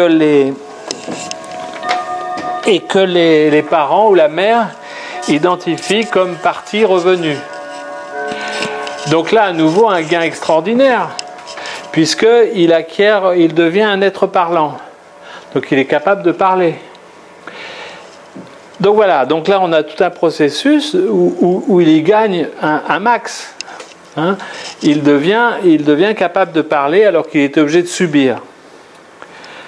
Ok, mais ce gain, il faut le mettre en image ou en miroir avec une perte qui est au moins aussi grande. À savoir que, bien entendu, quand il joue avec la bobine, eh bien c'est plus sa mère qui est là. C'est plus le sein de sa mère, c'est plus la douceur du contact avec sa mère. Et ensuite, quand il dit partie revenue, eh bien, c'est même plus la bobine sur laquelle il joue, ce sont des mots. Ça devient et donc et bien sûr, quelques années après, si vous dites à cet enfant, ah tu as dit partie, ah ben c'est parce que tu voudrais pouvoir tu veux pouvoir maîtriser le fait que ta mère est partie, et puis quand tu dis revenu, tu veux maîtriser le fait que ta mère revient. Il va dire que tu es un con, hein, que tu comprends rien à rien. Donc il a une perte radicale, fondamentale, à savoir qu'il a perdu l'objet de son désir. Donc, face à ce traumatisme, vous voyez tout ce progrès, ce processus, face au départ ou au retour de sa mère, qui est traumatisante, il l'a remplacée par l'acquisition du langage. Mais en même temps, son S est passé en dessous. Hein, et il a fabriqué, par ce processus, il a fabriqué son anneau de Möbius fondamental. Et qui va qui va se trimballer toute sa vie. Hein. Et donc, comme tu le notais, effectivement, c'est là où il y a du sujet, hein, puisque c'est son propre anneau de Möbius qu'il a fabriqué par là. Mais du coup, il y a de la perte. Il y a une perte radicale et un gain radical. Mais il y a de la perte. Et c'est toujours ça d'ailleurs qui est assez fascinant. Quand on a affaire à certains psychotiques, on a l'impression que justement, ils ont accès permanent au signifié et au signifiant. Des fois, c'est très impressionnant parfois. Hein, très impressionnant. Tu as l'impression que justement, c'est en continuité tout le temps. Au séminaire 12, que j'ai des petits passages que j'ai employés récemment, il dit que dans ce jeu, parce que tu ce qui se joue pour l'enfant, c'est la vacillation. La quoi? La vacillation. La vacillation oui. de l'être au sens.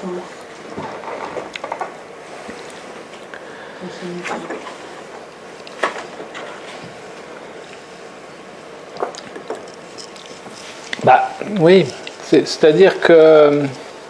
Alors c'est là où justement, je pense à travers ce que tu dis, enfin c'est ce que ça m'évoque en tout cas, c'est la très grande dangerosité de parler de l'être. Parce que justement, concevoir l'être autrement que comme quelque chose d'extrêmement vacillant, qui n'est qu'une conséquence du sujet qui vient d'être fabriqué. Voilà, c'est ça, comme quelque chose qui échappe voilà. Au moment de l'inscription dans le langage. Voilà. C'est comme ça qu'il le dit, c'est-à-dire parce qu'il est inscrit dans le langage, c'est-à-dire avec l'opposition des phonèmes O-A, simplement, comme l'introduction, la présence absence ou n'importe quelle autre signification, quelque chose qui disparaît complètement, il n'est pas rentré dans le langage. Voilà. Mais pas comme quelque chose de l'être qui serait consistant. Non, il n'y a de l'être que parce que les êtres. Les êtres, il y a sa raison d'exister que sortant de des êtres. Il faut sortir de des êtres pour se sentir. Cette impression de l'être en tant que quelque chose de solide, on peut avoir peut-être parfois chez Lacan, si on les lit, appuyé sur Heidegger par exemple. Je pense que c'est un univers qui... C'est-à-dire parce qu'en fait, je pense que certains usages que Lacan a fait de Heidegger, surtout au début, nous permettent de lire des choses comme si effectivement il y avait une parole pleine à trouver enfant, comme s'il y avait quelque chose à la fin des solides à rencontrer. Ce n'est pas le cas. De toute façon, tout ce qu'on dit, ce que j'ai dit, ce qu'on disait déjà la dernière fois, et ce qu'on va redire tout le temps, c'est effectivement plutôt que de parler d'être, vaut mieux parler de désêtre, hein, comme dit Martine. Mais pourquoi parler du désêtre? Parce que ce qui intéresse, c'est le sujet. C'est comment c'est quel est le sujet qui se promène sans arrêt sur son anneau de Möbius, hein? Quel est ce sujet qui se promène de phrase en phrase, hein, et qui va s'exprimer au cours de chaque énonciation syntaxique, hein? On revient à ce qu'on disait la dernière fois, c'est la syntaxe qui compte. Et oui. d'ailleurs, Lacan, il parle plus du par-l'être. Voilà, c'est qu'évidemment, il y a peut-être de l'être qui apparaît dans les phrases, mais c'est très dangereux. Hein. Nous, on va beaucoup plus, c'est beaucoup plus fructueux pour nous dans notre travail que ce soit notre travail personnel ou le travail d'écoute des patients, c'est de remonter dans la phrase jusqu'à l'endroit où se trouve le sujet et non pas le verbe. Hein. C'est-à-dire le verbe et le verbe. Le verbe et le verbe. Oui, le verbe, le parler et puis le verbe. Voilà, oui, oui. Et c'est beaucoup plus là. Et tout nous tend vers la focalisation vers le verbe, oui. Hein, et non pas vers le sujet. Oui, c'est ça. Si on était à la recherche du verbe, c'est la recherche d'une essence. Oui. Et le sujet, c'est autre chose. Là, regardez ce qui se passe en ce moment contre le mariage homosexuel. Il est homosexuel, donc il n'a pas le droit de se marier. C'est pas qu'il est homosexuel, c'est qu'il a peut-être des affaires avec des gens du même sexe. Tu vois, justement, la violence qu'on voit de ces gens qui s'opposent au mariage homosexuels, eh bien, c'est ils en font de l'être, c'est de l'être. Voilà.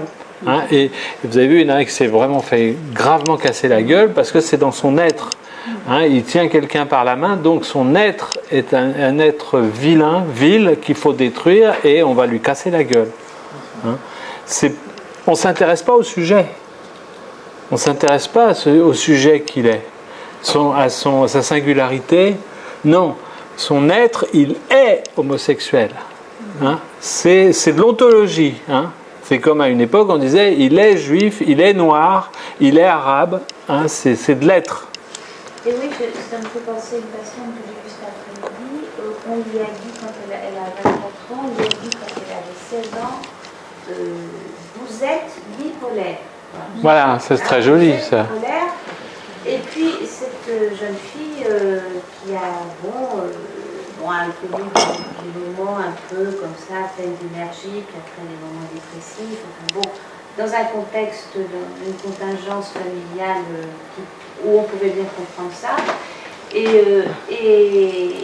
on lui colle du lithium. Très bien. On lui colle du lithium, elle en prend de 16 jusqu'à ce qu'elle ne vienne à Paris, elle est d'origine étrangère.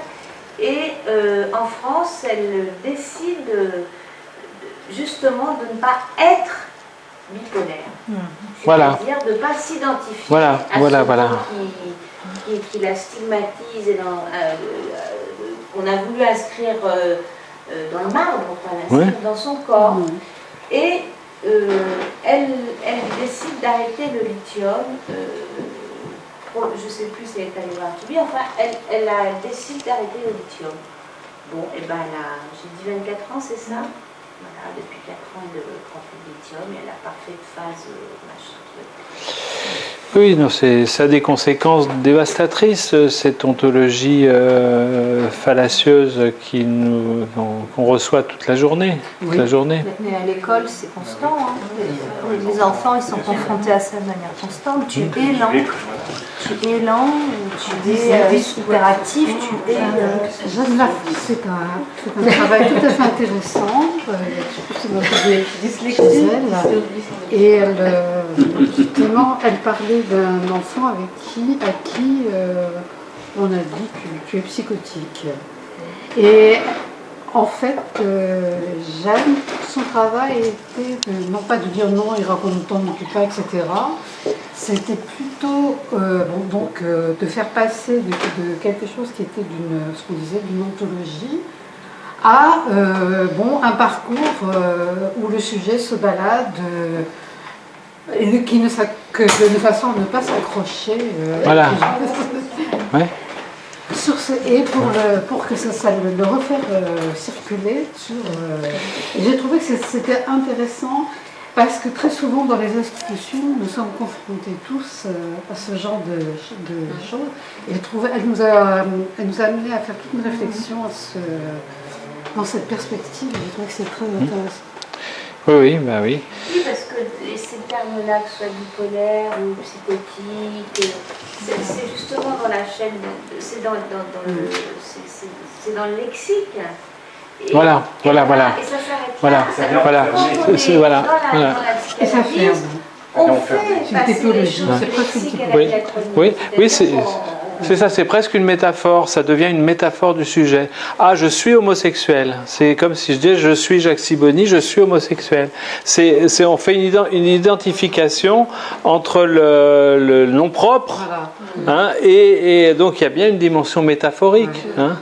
C'est une identification imaginaire qui fonctionne en tant que symbolique. Voilà, oui, voilà, exactement. C'est pourquoi, justement, la métaphore, c'est pas simplement une substitution. Il y a une dimension d'identification dans la métaphore. Tout à fait. Tout à fait. Ça ne s'explique pas intégralement par une substitution d'un mot à un autre. Il faut qu'il y ait un moment identification.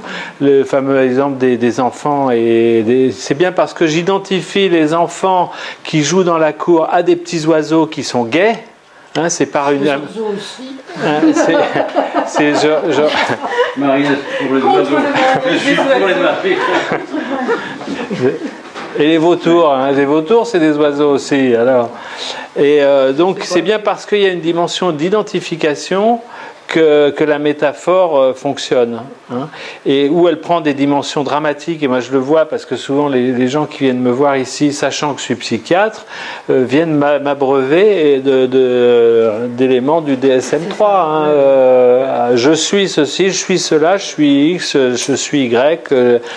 Voilà, donc ils viennent avec comme si c'était leur carte de visite. Hein. Et ce qui est grave là-dedans, c'est que c'est une identification au nom propre. Vous appelez comment ?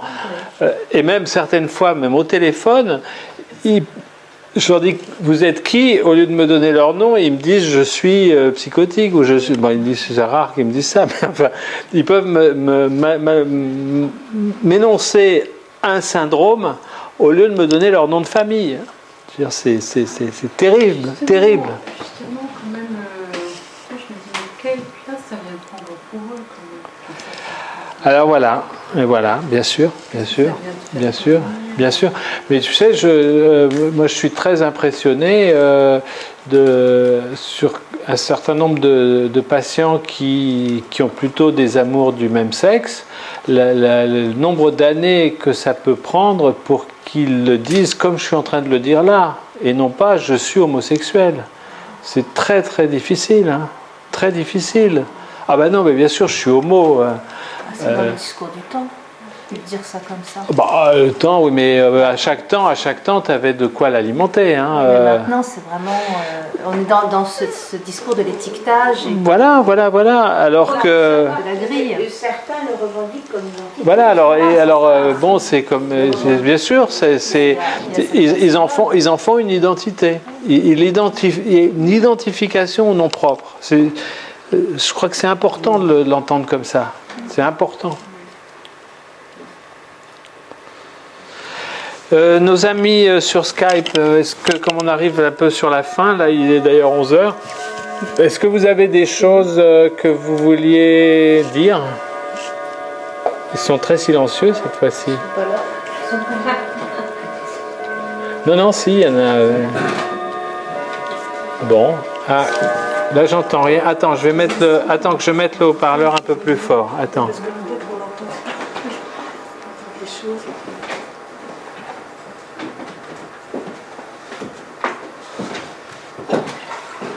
Oui. J'ai mis le haut-parleur là.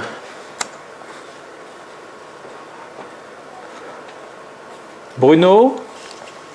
Oui, j'ai tapé plein de remarques là. Oui ? Donc on n'était pas silencieux. Oui, très bien, mais j'ai pas eu le temps de les lire. Là, j'ai juste vu les dernières que tu as notées, oui. Est-ce que vous avez des choses que vous voulez ajouter avant qu'on termine ?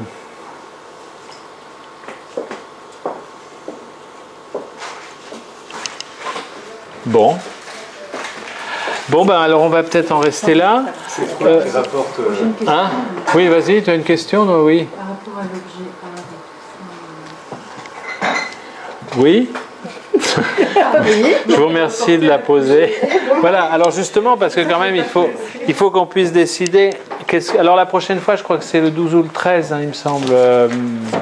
C'est le 13 mai, hein, je crois, lundi 13. Non, c'est le retour des vacances. Oui, c'est ça. De quoi vous voulez qu'on parle?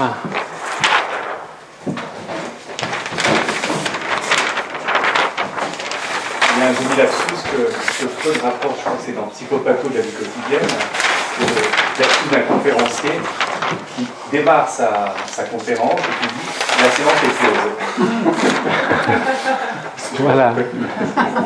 C'était un analyste. Je ne sais plus, je sens que dans Psychopatho. Qu'est-ce que vous souhaiteriez qu'on évoque? Je me souviens plus. Mais je me souviens de ce petit. J'avais noté le 20 mai, moi, pour la prochaine fois. Ah mince. C'est des histoires de vacances. Parce que le 13 j'ai quelque chose. Je sais pas, j'avais noté. Ah, qu'est-ce que. C'est le 20 mai? Ah merde, j'ai noté. Ah bah ok, Attends, je regarde, mais je crois que Les je. vacances, c'est jusqu'à quand, Fanny? Je sais pas l'agenda, là, mais je crois que c'est le 13 que ça finit. Non, mais le 20, c'est le troisième. Hein. Mais le 20, c'est la Pentecôte. Lundi. Ah, je crois que c'est pour ça qu'on avait remonté d'une semaine. Parce que le 1er mai, c'est un mercredi. Donc après, ça fait mercredi, jeudi, vendredi. Bah, le 13, c'est un lundi. Oui, c'est un lundi. L'Ascension, c'est le 9. Ah oui, c'est ça. Donc on avait dit le 13 parce que le 20, c'est Voilà. le Pentecôte. Voilà, c'est ça. Le 20, Voilà, c'est le lundi de Pentecôte. De quoi vous voulez qu'on parle? Dans la suite. Alors, on va pas reprendre maintenant peut-être métaphore, métonymie, parce que vaudra mieux y revenir plus tard. De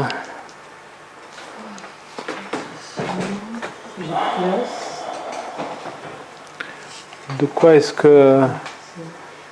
Degré de liberté dans les notions de sujet. Ça serait quoi le truc logique Et les 4 discours, ça peut pas s'arrêter. Les 4 discours? Non, c'est c'est- discours, c'est ça. Comme les Non, sublimations. ça vient pas. Ah oui, non. Où est-ce que c'est? Discours s'entend dans son C'est la structure de. Dans les 4 discours, ça veut dire qu'il faut parler des 4 postures Non. agents. On n'a pas, non, ça, on y viendra plus tard. Bon, métaphore, métonymie, on a commencé à en parler, donc on en reparlera plus tard. Oui, mais... Jeu de quoi? Je déplace dans la répétition. Oui, Pas mal, C'est quoi. quoi ça? C'est pas les quoi? Justement, je sais pas. Tout ça, c'est de la phrase demande et désir, réalité et hallucination. Bon, là, Ça, on objet de verra. la réalité, objet de désir, l'objet phallus. Hein, Ah oui, topologie de la pulsion, logique de l'inconscient, je pense donc je suis.